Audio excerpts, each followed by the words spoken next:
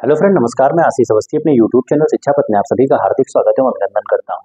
आज हिंदी की इस क्लास में मैंने एक बहुत महत्वपूर्ण टॉपिक लिया है शब्द भेद का। और इससे विभिन्न परीक्षाओं में विभिन्न प्रकार के प्रश्न अभी तक पूछे गए हैं और हर परीक्षा में मेरे हिसाब से यहाँ से प्रश्न उठते हैं। जैसे शब्द भेद के संबंध में मैंने एक फ्लो चार्ट के माध्यम से आपको समझाया था, उसमें मैंने एक रूपरेखा तैयार की थी कि आगे अब हमको किस हिसाब से पढ़ना है। तो वहां मैंने इन सब चीजों की आपसे चर्चा की थी। अब उसी क्रम में अब हम इनके विषय में विस्तृत पढ़ते हुए आगे बढ़ेंगे। तो आज सबसे पहले मैंने शब्द भेद जो लिया है उसमें सबसे पहले तो मैंने लिखा है कि शब्द किसे कहते हैं। तो शब्द का मतलब क्या है? एक या एक से अधिक अक्षरों से बनी हुई सार्थक ध्वनि को शब्द कहते हैं। एक या एक से अधिक अक्षरों यानी कि वर्णों के मेल से बनी हुई ऐसी ध्वनि जो सार्थक हो, जिसका कोई अर्थ निकल रहा हो, उसको शब्द कहते हैं। कई बार डायरेक्ट आपसे परिभाषा पूछी जा सकती है, तब आपको याद रखना है कि एक या एक से अधिक वर्णों के मेल या अक्षरों के मेल से बने हुए सार्थक ध्वनि वाले, जो सार्थक ध्वनि होगी उसको क्या कहेंगे? शब्द कहेंगे। फिर शब्द का वर्गीकरण। तो शब्द का वर्गीकरण मैंने यहाँ पे चार तरीके से लिखा, चार तरीके से शब्द का वर्गीकरण लिया है और इस वर्गीकरण को मैंने उस फ्लो चार्ट में भी आपको बताया था। जैसे पहला है स्रोत या इतिहास के आधार पर। यदि आपसे वर्गीकरण के संबंध में पूछा गया तो पहला मैंने लिया स्रोत या इतिहास के आधार पर। तो यहाँ से डायरेक्ट आपकी परीक्षा में ये पूछा जाएगा कि स्रोत या इतिहास के आधार पर शब्द के कितने भेद होते हैं या कितने प्रकार के शब्द होते हैं, तब आपका जवाब हो जाएगा 5 प्रकार के। स्रोत या इतिहास के आधार पर 5 प्रकार के होते हैं, जैसे तत्सम शब्द, तद्भव शब्द, देशज शब्द, विदेशज शब्द या शंकर शब्द। आपको याद रखना है कि स्रोत या इतिहास के आधार पर शब्द के कितने भेद हैं?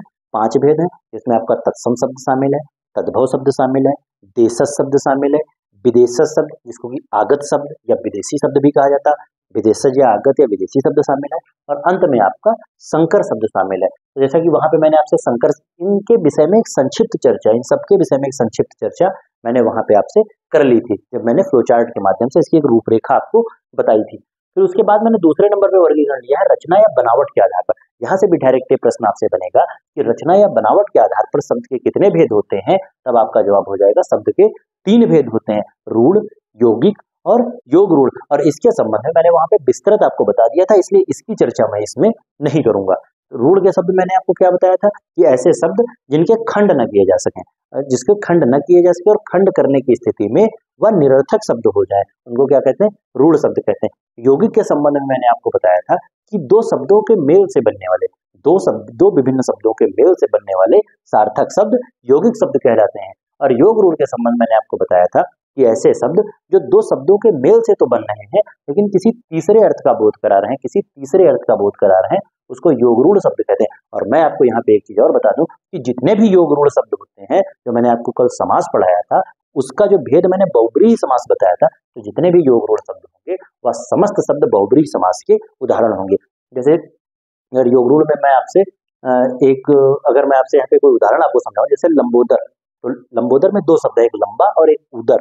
तो लंबोदर का अर्थ क्या होता है कि लंबा है उदर, जिसका पहली चीज तो बहुब्रीहि समास का शब्द है। और दूसरी बात, योग रूढ़ ये कैसे बन गया कि लंबोदर किसको कहा जाता है? भगवान गणेश को कहा जाता है। तो ना तो यहाँ पे चर्चा लंबे की गई और ना तो यहाँ पे उदर यानी कि पेट की चर्चा की गई। अर्थ किसका आया? गणेश जी का आया। तो इसलिए आपको याद रखना कि योग रूढ़ 2 विभिन्न शब्दों के मेल से तो बनता है, लेकिन यह किसी तीसरे अर्थ की ओर संकेत करता है। तो इसकी चर्चा मैंने विस्तृत वहां पे कर ली थी और यहाँ पे भी मैंने इसको आपको बता दिया, तो इसके संबंध में आपसे चर्चा नहीं करूंगा। फिर रूप या प्रयोग के आधार पर, रूप या प्रयोग के आधार पर शब्द के भेद कितने होते हैं? 2 भेद होते हैं। शब्द के कितने भेद? 2 भेद, एक विकारी शब्द, एक अविकारी शब्द। तो विकारी और अविकारी के बारे में मैंने आपको उस फ्लो चार्ट में बताया था, लेकिन मैं एक बार फिर से रिकॉल करा दे रहा हूँ कि विकारी शब्द वो होते हैं जहां लिंग, वचन या कारक के आधार पर परिवर्तन संभव हो। जिन शब्दों में लिंग, वचन और कारक के आधार पर परिवर्तन संभव हो उसको विकारी शब्द कहते हैं। और इसमें मैंने आपको बताया था कि इसमें संज्ञा, सर्वनाम, क्रिया और विशेषण, संज्ञा, सर्वनाम, क्रिया और विशेषण विकारी शब्दों के अंतर्गत आ जाते हैं। फिर अविकारी शब्द, तो चूंकि विकारी का ठीक उल्टा अविकारी है, तो ठीक उल्टी बात कि ऐसे शब्द जिसमें लिंग, वचन, कारक के आधार पर परिवर्तन संभव नहीं है, ऐसे शब्द जिसमें लिंग, वचन और कारक के आधार पर परिवर्तन संभव नहीं है, उसको अविकारी शब्द कहते हैं। और मैंने इसमें भी आपको बताया था कि इसमें आपका कौन सा क्रिया विशेषण आ जाएगा, आपका समुच्चय बोधक आ जाएगा, संबंध बोधक आ जाएगा और विस्मयादि बोधक आ जाएगा। ये 4 इसमें शामिल होंगे और विकारी में संज्ञा, सर्वनाम, क्रिया और विशेषण शामिल होंगे। तो पहला मैंने आपको बताया स्रोत या इतिहास के आधार पर शब्द के भेद 5, रचना या बनावट के आधार पर शब्द के भेद 3, और रूप या प्रयोग के आधार पर शब्द के भेद भेद 2, और उसके बाद सबसे अंत में आता है अर्थ के आधार पर शब्द के कितने भेद होंगे। तब आपको याद रखना है कि अर्थ के आधार पर शब्द के 4 भेद होंगे, एकार्थी शब्द, अनेकार्थी शब्द, समानार्थी या पर्यायवाची शब्द और विपरीत, मैं उसमें उस दिन में फंसा था, विपरीतार्थक शब्द। आपको याद रखना विपरीतार्थक यानी कि विलोम शब्द। तो एकार्थी के संबंध मैंने आपको वहां भी बताया था कि ऐसे शब्द जिनका एक अर्थ निकलता है वो एकार्थी शब्द होते हैं। अनेकार्थी शब्द एक शब्द एक ही होगा लेकिन उसके अर्थ कई तरीके से निकल सकते हैं, जैसे सोना, तो सोना एक तो आपका धातु हो गई स्वर्ण, और सोना एक नींद लेने वाला सोना। तो इस तरीके से शब्द तो एक है लेकिन उसके अर्थ अनेक प्रकार के निकल रहे होंगे, उसको अनेकार्थी शब्द कहा जाता है। समानार्थी या पर्यायवाची शब्द, समानार्थी का मतलब समान शब्द, समान शब्द, तो समानार्थी और पर्यायवाची आप समझ रहे होंगे। विपरीतार्थक यानी कि विलोम शब्द, यानी कि विलोम शब्द, जिस शब्द इसके संबंध में मैं आपको प्रयास करूंगा, जितनी प्रैक्टिस हो सके मैं यहाँ पे करवा दूंगा, लेकिन बाकी आप इसी प्रैक्टिस सेट से इसकी प्रैक्टिस विलोम और पर्यायवाची की कर सकते हैं, और वही एकार्थी और अनेकार्थी की भी आप प्रैक्टिस खुद से कर सकते हैं। तो वर्गीकरण में मैंने आपको स्रोत व इतिहास के आधार पर कितने बताए, इसके भेद शब्द के 5 भेद, रचना या बनावट के आधार पर 3 भेद, और रूप या प्रयोग के आधार पर 2 भेद, अर्थ के आधार पर 4 भेद। तो पहली चीज यहाँ से डायरेक्ट आपसे प्रश्न पूछा जा सकता है, तो आप पहली चीज तो इन भेदों को याद रखिएगा कि किस वर्गीकरण के अंतर्गत कितने भेद हैं। फिर मैं एक बार रिकॉल करा दूं, स्रोत व इतिहास के आधार पर 5, जिसमें आपका तत्सम, तद्भव, देशज, विदेशज और संकर शब्द शामिल है। रचना या बनावट के आधार पर 3 भेद हैं, जिसमें आपका रूढ़, यौगिक और योग रूढ़ शामिल है। रूप प्रयोग के आधार पर 2 है, जिसमें विकारी और अविकारी शामिल है। अर्थ के आधार पर 4 है, जिसमें एकार्थी, अनेकार्थी, पर्यायवाची या समानार्थी और विपरीतार्थक यानी कि विलोम शब्द शामिल है। तो इसी क्रम में अब हम विस्तृत चर्चा करेंगे अब आपसे, और आज मैंने यहाँ पे तत्सम, तद्भव और देशज, तत्सम, तद्भव, देशज व विदेशज और संकर यानी कि जो पहला वर्गीकरण है उसके 5 भेदों को मैंने लिया है, और इसके संबंध में मैं आज आपको इसकी जो परिभाषाएं हैं और इसका मतलब क्या होता है, इसमें किस प्रकार के शब्द आते हैं, उसकी चर्चा कर लूंगा, और अगली क्लास में मैं इसके संबंधित प्रैक्टिस भी आपको करवा दूंगा।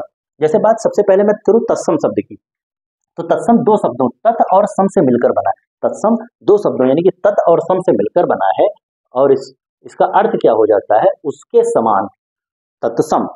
पहली चीज यहाँ पे देखिए, तत् प्लस सम, तत् प्लस सम 2 शब्दों से मिला, कौन सी संधि है यहाँ पे, व्यंजन संधि है। कौन सी संधि, व्यंजन संधि। तो तत् धन सम शब्द से मिलकर बना है तत्सम, और इसका अर्थ क्या होता है, उसके समान, अर्थात संस्कृत के समान। मैंने आपको तत्सम में बताया था कि वहां जब मैंने फ्लोचार्ट के माध्यम से वर्गीकरण किया था, वहां भी बताया था कि ऐसे शब्द जो सीधे संस्कृत भाषा से हिंदी में ले लिए गए हैं बिना किसी परिवर्तन के, वो तत्सम शब्द कहलाते हैं। तो वही बात यहाँ लिखी हुई है कि तत्सम शब्द का अर्थ क्या है, उसके समान अर्थात संस्कृत के समान।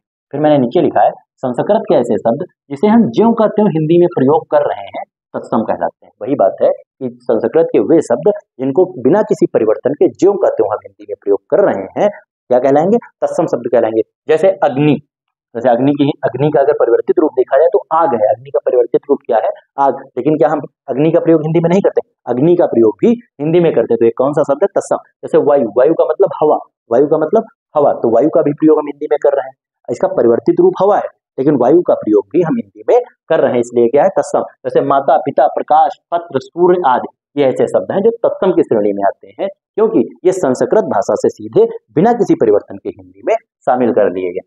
उसके बाद आपका आता है तद्भव। तो यहाँ पे तद्भव की पहली 2 संधि विच्छेद आप देखिए, तत् धन भव, तत् धन भव कौन सी संधि है, व्यंजन संधि है। तो इस तद्भव का अर्थ क्या होता है, तद्भव शब्द का अर्थ है उससे होना, अर्थात उससे होना। तद्भव का अर्थ क्या, उससे होना, अर्थात संस्कृत से विकृत होकर बने शब्द। विकृत का मतलब क्या हो गया, परिवर्तित होकर। आपको याद रखना कि तद्भव का अर्थ क्या है, उससे होना, अर्थात संस्कृत से विकृत होकर बने शब्द। ऐसे शब्द जो संस्कृत शब्दों से परिवर्तित होकर हिंदी में शामिल किए गए हैं वह तद्भव शब्द कहलाते हैं। वही बात यहाँ लिखी है कि संस्कृत के जो शब्द प्राकृत, अपभ्रंश, पुरानी हिंदी से गुजरने के कारण आज परिवर्तित रूप में मिलते हैं, तद्भव शब्द कहलाते हैं। और ये चीजें आपको याद रखनी है कि जो तद्भव शब्द है, जो तद्भव शब्द है उनका परिवर्तन कैसे हुआ है कि वह संस्कृत से, प्राकृत से, अपभ्रंश से, पुरानी हिंदी से गुजर के जब हिंदी में आए हैं तब वह तद्भव शब्द कहलाते हैं। और यही सेम लाइन प्राकृत, अपभ्रंश और पुरानी हिंदी, ये तीनों ऑप्शन दिए थे और संस्कृत भी दिया था ये।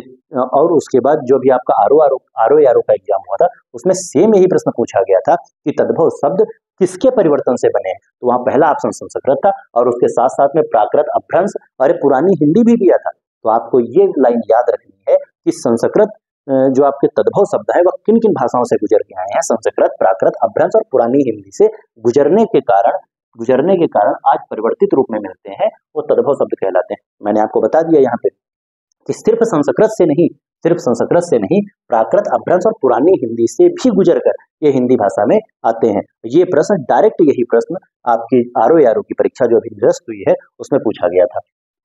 तो तद्भव मेरे हिसाब से आप समझ गए होंगे कि संस्कृत भाषा के ऐसे शब्द जो संस्कृत से विकृत होकर आज हिंदी में प्रयोग किए जा रहे हैं तद्भव शब्द कहलाते हैं। जैसे मैंने एक शब्द लिया उज्ज्वल, तो उज्ज्वल क्या है, संस्कृत का शब्द है, यानी कि यह एक तत्सम शब्द है। और जब यह प्राकृत भाषा में आया था तो यह उज्ज्वल था, क्या हो गया था, उज्ज्वल। और जब इसका परिवर्तन पहले संस्कृत से परिवर्तित होकर प्राकृत में आया तो उज्ज्वल था, और जब प्राकृत से परिवर्तित होकर हिंदी में आ गया तो कौन सा शब्द बन गया, उज्ज्वला शब्द। तो यदि आपसे ये पूछा जाए कि उज्ज्वल का तद्भव रूप क्या हो जाएगा तो उज्ज्वला हो जाएगा, और उज्ज्वला का तत्सम रूप क्या हो जाएगा, उज्ज्वल हो जाएगा। इसी तरीके से मैंने दूसरा शब्द देख लिया है कर्पूर, तो संस्कृत में कर्पूर था, यानी कि तत्सम शब्द क्या है, कर्पूर।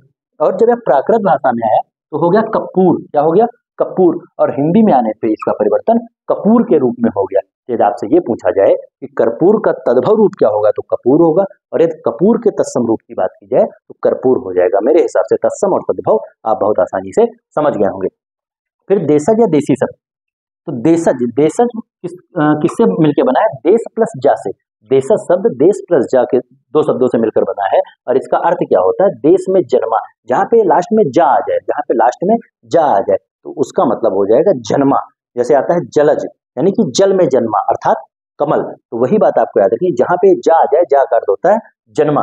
तो शब्द जो देशज शब्द है उसका अर्थ क्या है, देश में जन्मा, अर्थात ऐसे शब्द जो क्षेत्रीय प्रभाव के कारण परिस्थिति व आवश्यकता अनुसार बनकर प्रचलित हो गए हैं, देशज या देसी शब्द कहलाते हैं। आपको याद रखना है कि ऐसे शब्द जो स्वयं हमारे क्षेत्रीय प्रभाव से व आवश्यकता अनुसार बदलकर प्रचलित हो गए हैं, ऐसे शब्दों को क्या कहा जाता है, देशज या देसी शब्द। जैसे थैला, पेट, पगड़ी, लोटा, बहुत महत्वपूर्ण, कई बार परीक्षाओं में पूछा गया लोटा किस कहाँ का कैसा शब्द है, तो यह देशज शब्द है। पाँव, जैसे यहाँ पे लिखा टांग, तो वैसे अगर इसका शुद्ध शब्द क्या है, शुद्ध शब्द इसका पैर होता है, लेकिन हम इसको टांग भी कहते हैं, तो एक ऐसा शब्द है, देशज शब्द है। फिर ठेठ, तो ये ऐसे शब्द हैं जो देशज यानी कि देसी भाषा के शब्द हैं। तो ऐसे शब्द जो क्षेत्रीय प्रभाव के कारण परिस्थिति व आवश्यकता अनुसार बनकर प्रचलित हो गए हैं, उनको क्या कहा जाता है, देशज शब्द कहा जाता है। देशज का मतलब क्या हो गया, अपने देश में बने हुए शब्द, बस आपको ये याद रखना। फिर आपका आता है विदेशज या विदेशी या आगत शब्द। विदेशज, विदेशी या आगत, तीनों एक ही बातें हैं, और तीनों में से कोई एक देकर आपसे पूछा जा सकता है। तो विदेशज, देखिए अगर इसका शाब्दिक अर्थ की बात की जाए तो ये बना है विदेश प्लस जा से, यानी कि ऐसा शब्द जो विदेश में जन्मा हो, ऐसा शब्द जो विदेश में जन्मा हो।